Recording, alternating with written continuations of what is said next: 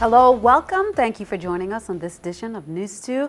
I'm Sandra Gumansing, topping our newscast. 3 high-profile Virgin Islands men were charged in an indictment unsealed Thursday involving a bribery scheme surrounding over $17 million in construction contracts awarded by the Virgin Islands Public Finance Authority. Julito Francis, 53, former Director of Finance and Administration for the VI Public Finance Authority, is charged with 11 counts of conspiracy, bribery, extortion under color of official right, honest services, wire fraud, and perjury. Gerard Castor, 69, president and owner of Balbo Construction Corporation, is charged with 10 counts of conspiracy, bribery, and honest services wire fraud. John Woods, 59, co-principal of an architectural company that worked on behalf of the VI Public Finance Authority, is charged with 3 counts of conspiracy, bribery, and extortion under color of official right. According to the indictment, Castor provided more than $400,000 in improvements to Francis's personal residence and over $10,000 in improvements to Woods' personal property. In return, Francis and Woods used their official positions to ensure that Balbo Construction was awarded contracts by the PFA worth over $17 million. The defendants were released by U.S. Magistrate Judge Ruth Miller pending an August 12th arraignment. On Wednesday, August 5th, around 8:35 p.m., the 911 emergency call center received several reports of gunshots discharged in the Sunday Market area of Christiansted in the vicinity of Bienvenido. Officers discovered a wounded male and female, both shot multiple times. Sadly, the male, identified as Humberto Ortiz, 30 years of age, succumbed to his injuries at the Juan Luis Hospital, and the female, identified as Jassandra Felix, 24. An ambulance transported both victims to the hospital, and according to reports, there was a power outage in downtown Christiansted, and an unknown number of individuals approached the area, discharged shots at people gathered in the vicinity, then fled the area on foot. No description was provided of any of the suspects. Also on Wednesday, August 5th, around 10 p.m., the 911 emergency call center received a report of a robbery at the Kentucky Fried Chicken restaurant located in Estate Golden Rock, St. Croix. Officers met with the restaurant's employees who were unhurt. Reports indicate that the staff had already locked the doors of the restaurant and began their closeout procedures. 2 armed men had entered the northern door of the restaurant after having broken the glass of the door. They then ordered the employees to the ground and demanded money. They took an undisclosed amount of cash and mobile phones, then fled the restaurant. The 2 male suspects were described as black, dressed in all black, with stocking caps covering their faces. The name of a deceased male submitted by the VIPD was made in error. The victim is Charles Stapleton. The 77-year-old of Montbijou, as we reported, was found inside this white pickup truck that was submerged in the sea in the vicinity of the Frederiksted Fish Market on Wednesday at 5:52 a.m. Police said despite speculation regarding this tragic situation, there were no divers involved with the extraction of the vehicle from the water. A member of the VIPD Marine Division was able to swim a few yards from the shore and connect a cable from the tow truck, enabling the vehicle to be pulled onto land. The results of an autopsy is pending. The Virgin Islands Water and Power Authority has scheduled a power interruption Friday morning from 9 a.m. to 12 noon. This would affect customers from Ridge Road to Cabrita Point, including all hotels in the area. Motorists are asked to proceed cautiously in the area. The repairs would allow WAPA crews to maintain the Secret Harbor riser pole. Meanwhile, Thursday morning, WAPA employees as well as clients lining up to pay their bills were ushered out of the building because of an unidentified odor. According to WAPA, the building was off limits for only a few minutes as they tried to determine the origin of the smell. One customer, however, stated they lingered outside the building for at least an hour. The smell is now suspected to have come from an adjacent unit. Well, the United States Senator could shift the health care landscape for many Virgin Islanders with a bill that could mean significantly larger federal matching rates for Medicaid. And Senator Chuck Schumer's health parity bill could benefit not just the Virgin Islands in this way, but also the rest of the U.S. territories. News2's April Knight has that story. New York Democratic Senator Chuck Schumer, the second-ranking Democrat on the Senate Finance Committee, which oversees the Medicaid program, is introducing a bill that would level the healthcare landscape in favor of U.S. territories like the Virgin Islands. If passed, the bill would increase federal funding for the Virgin Islands healthcare system by hundreds of millions of dollars over the next decade. Governor Mapp calls it potentially one of the most important pieces of federal legislation to specifically address healthcare systems in the U.S. territories that normally don't get access to the same healthcare benefits as their mainland counterparts. Currently, the federal matching rate for the Virgin Islands is at 55%, but with Schumer's bill, it would go up to 83%. That means the local matching rate would drop to 17%, less than half of the current rate. A section of the bill would devote $7 million directly to the Virgin Islands to compensate local hospitals for services to uninsured patients. Uncompensated care punches a big hole in both hospitals' budget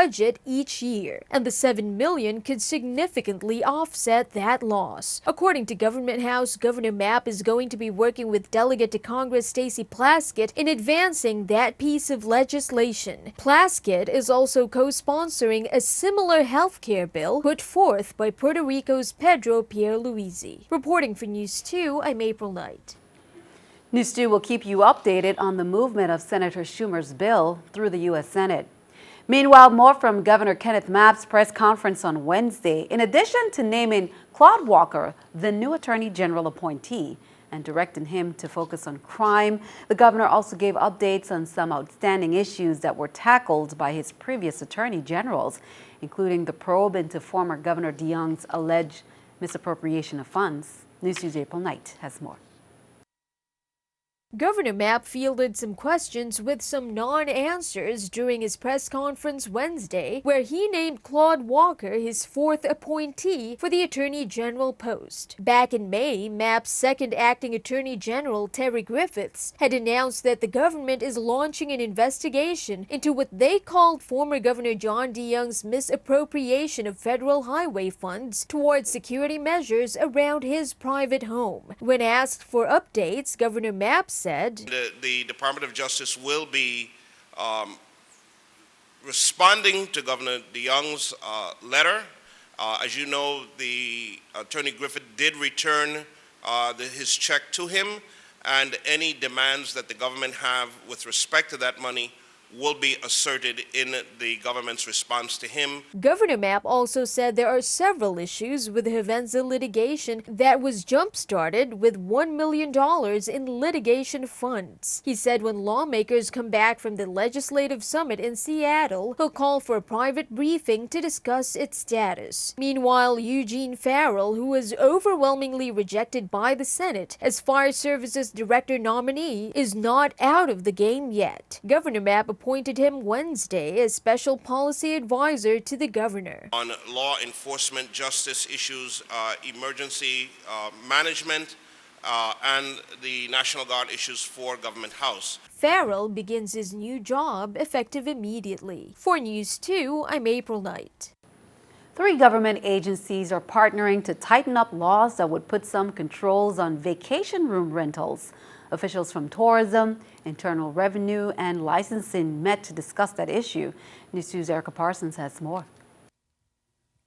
There's currently no law on the books when it comes to the regulation of vacation room rentals, but tourism, internal revenue, and licensing and consumer affairs plan to take a stab at controlling the industry. There's nothing on the books that comprehensively regulates those types of vacation rentals. Licensing Commissioner Devin Carrington says if these businesses want to operate, they need a license. First of all, we'll have to ascertain whether these people who are doing the rentals of these units have licenses to do so. If they don't, then we'll go after them and cite them. As a second step, we're from licensing aspect, we're trying to put together some legislation that we can give to the Senate. Officials haven't said there's an issue with underreporting. They do say vacation rentals in the U.S. are a $25 billion industry, and they don't want to leave any money on the table. Locally, there's a 10% hotel room tax on hotels, villas, timeshares, and other rental lodgings for a stay less than 90 days. Internal Revenue Director Marvin Pickering said the law requires these business owners to pay not only the hotel tax, but income and gross receipt taxes as well. The hotel tax goes straight to the Tourism Advertising Revolving Fund, which Tourism Commissioner Beverly Nicholson Doty says benefits the VI. Commissioner Carrington says he also wants to make sure guests are legally protected. It's a growing business in the Virgin Islands, and we're trying to get our hands around it legally and otherwise. We've been experiencing here at the Licensing and Consumer Affairs a slew of complaints from people who have, had bad experiences, and we got to respond to them. Erica Parsons, News 2. Anyone with questions relating to the vacation room rentals can contact the respective agency heads at Internal Revenue, Tourism, or Licensing. Keeping our eye on the economy, here's the New York Stock Exchange with our stock market watch. Everything up. The Dow 120, NASDAQ 83, S&P 500 16. Coming up on News 2, some parent retreats and conferences to mark on your calendar as we prepare for the upcoming school year. Plus, more on the drought situation we are facing.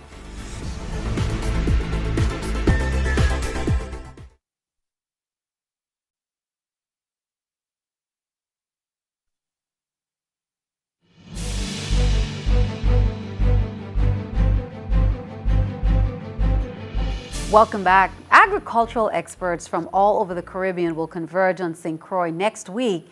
UVI's Cooperative Extension Service will be hosting the 31st West Indies Agricultural Economics Conference. This year's focus is climate change.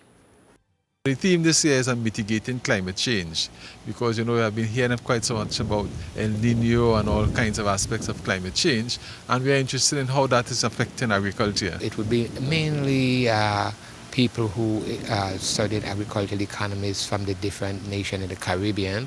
And we also have people from the United States, southern United States. We have someone coming from afar. We have France. We have people from, Haiti, many of the countries in the Caribbean. And of course, we have to invite our local people who are interested in agriculture, planning, agricultural policy making.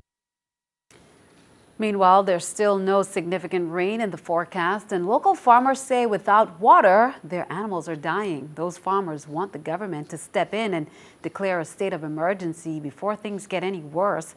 They also want to meet with agriculture and officials to plan to hold that meeting this month. News 2's Erica Parsons has that story.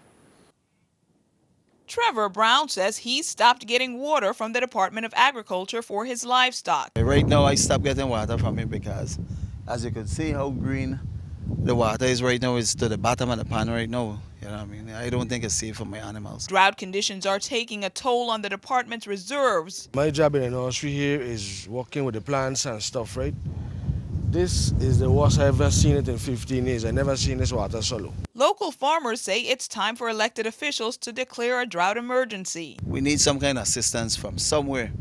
Clean water, roughage. What I'm calling out on as a farmer and a concerned citizen is for our Chief Executive, the Governor, Honorable Kenneth Mapp, to declare St. Croix and the Virgin Islands a drought declaration for assistance, emergency assistance. The Department of Agriculture provides water as a courtesy to farmers.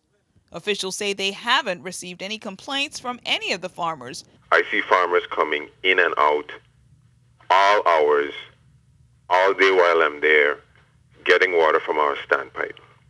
And so if there is an issue with muddy water, it hasn't been brought to my attention. In regards to the free water that we have available at the department, we know it was going to get to some place where it's critical, and it may be at that point now. So now we look at our internal resources, see if we could get some wells activated, and or go to a private hauler and see what we could get, a private landowner, and see if we could negotiate there. Some farmers are calling for a meeting with ag officials, and they also want lawmakers to get involved. Erica Parsons, News 2. Senate Vice President Jeanette Millen Young has been elected by acclamation as the Eastern Democrat representative on the executive board of the Women's Legislative Network of National Conference of State Legislators. The Women's Legislative Network of NCSL, it's an organization that includes all women legislators by virtue of their election to office. The three-term senator was formally elected Wednesday at the network's luncheon and business meeting where she is attending the NCSL Legislative Summit in Seattle, Washington. Meanwhile, in Washington, the U.S. Small Business Administration on Tuesday announced the launch of the 2016 Innovator. Innovating for Women in Business, the Challenge and Summit, including a nationwide women's business competition to highlight innovative products and services that help impact and empower the lives of women and their families. That summit will kick off in the fall with local competitions, with winners advancing to the semifinal round. The SBA will select up to 10 finalists who will be invited to the National Innovator Summit in March in Washington, D.C. The finalists will pitch their products and ideas to a panel of expert judges and compete for $70,000 in prize money. You can log on to www.sba.gov/innovator for more information. The Virgin Islands Department of Education will be hosting its 5th annual Parents Conference. This is something to mark on the calendar. It's on Sunday, September 6th from 8 a.m. to 3:30 p.m. at the Marriott Frenchman's Reef Hotel in St. Thomas. This year's conference will be punctuated with a live debut performance of the school district's new theme song by VI reggae artist Pressure Buzz Pipe. The one-day event is free and open to all parents and guardians. A line of guest speakers in store, including renowned motivational speaker and author Andres Lara, more widely known as the Cuban Guy. He will be sharing his inspirational rags to riches story. Now, for the St. Croix district, its 5th annual Parent Empowerment Retreat will take place August 20th to the 22nd at DV Carina Bay Resort. According to organizers, the 3-day retreat is designed to promote, empower, and support parents of children with disabilities to become knowledgeable and engaged advocates for their children. There are lots of workshops in store, including Let's Make Learning Fun, Connecting the Dots for Kids, a parent's guide to preparing for the IEP meeting, and much, much more. You have to sign up for this conference. Call 340-718-7997 for more details. The St. Thomas East End Medical Center will be hosting a Health and Wellness Resource Day. That's on Tuesday, August 11th at Tutu Park Mall Center Court, 10 a.m., and that's in commemoration of National Health Center Week. The public is invited to attend to receive information about and listen to speakers discuss various topics relevant to public health. Presentations will be made by representatives from UVI's Cooperative Extension Services, the Department of Health, and Vitima. Also, in observance of Breastfeeding Awareness Week, the Department of Health WIC Supplemental Nutrition Program will be hosting a breastfeeding conference that encompasses regional trainings for nurses and practitioners on St. Thomas and St. Croix to promote breast nutrition and safe maternal health practices in the VI. The Virgin Islands, they say, has seen a rise in mothers who have needs regarding this as an option for children nutrition. Each clinic will have a display about breastfeeding on various days throughout that week. There will be raffles and grab bags with snacks, and those are the dates listed right there on the screen, August 11th and August 12th.